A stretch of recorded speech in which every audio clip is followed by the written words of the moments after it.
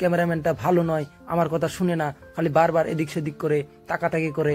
এটা দেখছুন গোবর না, এটা কি গোবরের মতো দেখা যাচ্ছে।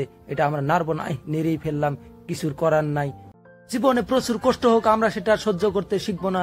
আমরা শিখবো জড়িবটির গাছ দিয়ে কিভাবে কি বানাতে হয়। তো চলুন দেখুন আমার এই জড়িবটির গাছ কি কাজে লাগে। তো এটা কোনো কাজের নয়, এটা খেলে আমার মতো চেহারা পাতল হয়ে যাবে। তো এটা উড়িয়ে দিচ্ছি আমি। এখন দেখতে যাবেন আমার সাথে বিশাল এক সমুদ্র, এখানে কোনো ঢেউ নাই, কোনো জাহাজ নাই, আমার সাথে দেখতে পাচ্ছেন। কিন্তু আমি একলা দেখছি না, আপনাদেরকেও দেখাচ্ছি। পুরা মেটকা, পুরা একটা নাও নাই, সব খালি জায়গা। ও ভাই কি যেন নড়ছে এখানে, দেখুন। এদিকে ক্যামেরাটা নিয়ে আসুন, ক্যামেরাম্যান এদিকে আসুন, দেখুন এটা কি যেন নড়ছে। ও ও কি এটা? না, এটা তো ঔষধের গাছ।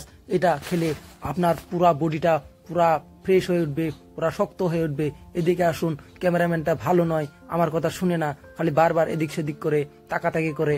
এটা দেখছুন গোবর না, এটা কি গোবরের মতো দেখা যাচ্ছে। এটা আমরা নাড়বো না, নেড়েই ফেললাম, কিছুর করার নাই। এই পাহাড়টা উঠতে গেলে প্রচুর পরিমাণ কষ্ট হয়, এই সেই জন্য দড়ি শরীর নিয়ে আসতে হয়। এখানে প্রচুর কষ্ট হচ্ছে আমার। আপনারা আসতে গেলে এখানে পুরো প্র্যাকটিস করে আসবেন, আমার নাগলা গাধার মতো এখানে উঠবেন না। তো বন্ধুরা, আমি এখন খুব কষ্ট পাচ্ছি। এই পাহাড়টা উঠতে গেলে আমার কজলাটা ছিঁড়ে যাচ্ছে, এরকম ভাব হচ্ছে। তো আপনারা তো দেখতে পাচ্ছেন কত কষ্টকর, কত যন্ত্রণাদায়ক। সেটা সহ্য করতে পারছি না।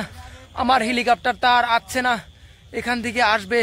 এখন আমি কি করব সেটা ভেবে পাচ্ছি না। তো চলুন আপনাদেরকে একটা পুরনো গর্ত দেখাচ্ছি আমি। সেই গর্তটা দেখলে আপনারা টের পাবেন কি হয়েছিল এখানে। ক্যামেরাম্যান আসুন, এদিকে আসুন, এদিকে আসুন, দেখুন আকাশের দিকে দেখুন। আমার হেলিকপ্টারটা আসছে না, নাই হেলিকপ্টারটা এখানে আসবে, আমি কিন্তু দেখতে পাচ্ছি না।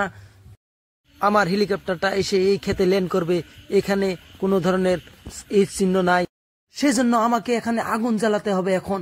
সেজন্য আগুন জ্বালানোর জন্য ক্যামেরাম্যান এই দিকে আসুন, আমার আগুন জ্বালানোর বস্তু কাটা আমি জোগাড় করে নেই। এটা দিয়ে আমরা আগুন জ্বালাবো।